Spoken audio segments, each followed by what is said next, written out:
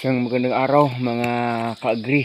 Madilim-dilim pa po. Dito na tayo sa ating taniman ng katan dahil po may gagawin po tayong mga paghahanda po. Kasi nga po dito po talaga dadaan sa amin yung bagyong Tino. Pero bago po natin pag-usapan yan, kung bago ka pa lang sa channel ko, paki-like naman po, comment, share, and subscribe. At huwag kalimutang i-hit ang ating button bell para ma-notify po kayo sa ating mga bagong upload. Sa maglalandfall na yata bukas, ngayon ay Lunes, November 3 na po tayo ngayon mga ka-agri. May mga bunga pa namang malalaki yung saging natin dito. So ano ba yung paghahanda na ating gagawin, kasi nakikita po sa forecast dito at dito po talaga sa amin dadaan. Nako mga ka-agri, kung makikita po ninyo, ito yung itsura ng ating sagingan sa ngayon.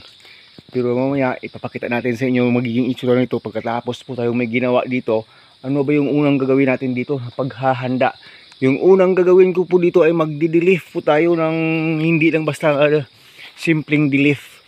Lahat po na pwede makuha na dahon na ay talagang babawasan na, kaya po itong malapit ng ma-harvest, halos uubusin na lang yung dahon yan. So mamaya makikita niyo parang kalbong-kalbo na itong ating saging. Hindi na tayo manghihinayang kung hindi po sadong lalaki yung bunga, magiging manipis man.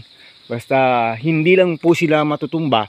Yan yung unang gagawin nating paghahanda po, mula doon sa taas hanggang po dito. Lalo na po sa may mga bunga.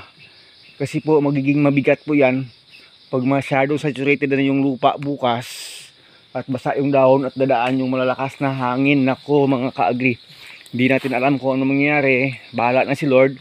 Pero yung unang gagawin natin, dahil wala pa tayong pangtukod na marami dito, magdi-delete po tayo ng puspusan. Pakita na lang po natin sa inyo.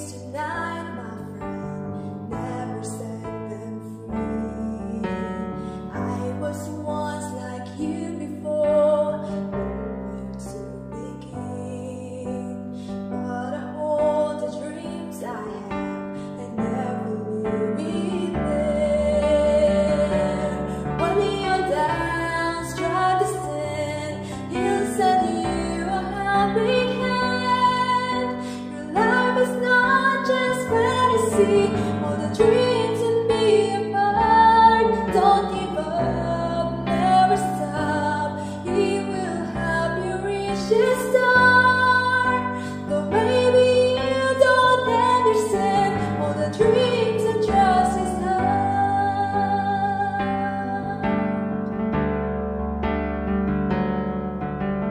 Dark storm on horizon,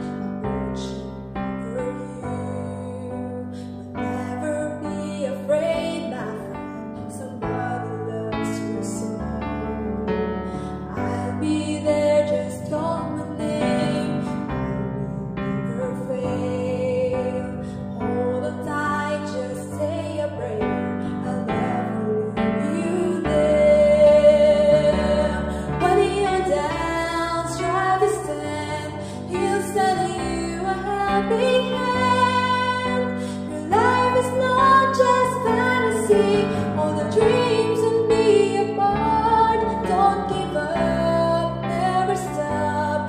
He will help you reach the star. Though maybe you don't understand, all the dreams and trust His heart. All the dreams and never let it go away. The very things you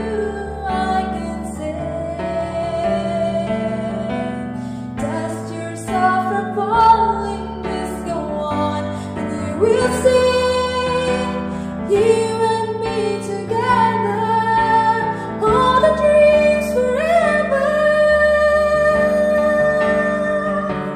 When you're down, strive to stand.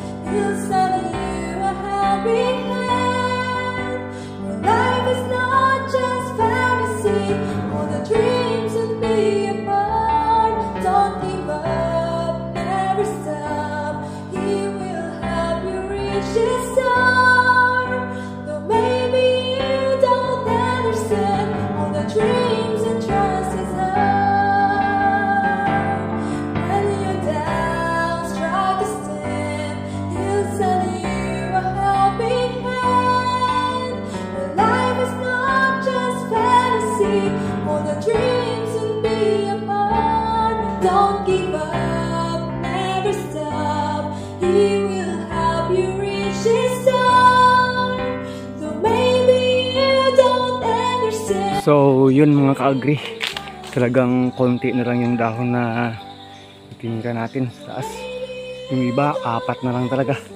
At saka yung may mga malalaking bunga, inubos na natin yung dahon. Yung mga 2 weeks, 1 week pwede nang ma-harvest yan po. Ay inubos na natin yung dahon kasi pag natumba pa yan, wala na rin. Doon sa taas hindi pa natin nagawa, dito pa lang sa dalawang area na ito. Pinapakita lang natin sa inyo. Sabi ko kung hindi rin talaga lalaki yung gusto yung bunga, ay okay na lang yun kaysa masipag tumbahan po yan dito. So ano ba yung reason ba't natin yan ginagawa yung ganito? Kasi po pag binawasan natin ng kuspusan yung dahon, kaya po ito may mga laking bunga wala ng dahon, ay magkaroon po ng daanan yung hangin. Kahit malakas yung hangin, basta may daanan, hindi po basta-basta yan matutumba kasi wala nang pabigat sa taas. At pag may dahon pa yan nabasa, mas mabigat, mas madaling matutumba yung ating mga saging. Yung advantage ko lang po dito, mayroon po tayong matataas na bundok doon. May mataas na bundok din sa taas. At dito naman ay may maraming kahoy sa ilalim na magiging air breaker natin, air breaker sa ilalim. So pag dumaan rin yung hangin doon, papunta po dito sa atin, hindi na masyadong mas malakas kasi nga na-break na ng mga kawayan dyan sa ilalim at saka mga kahoy.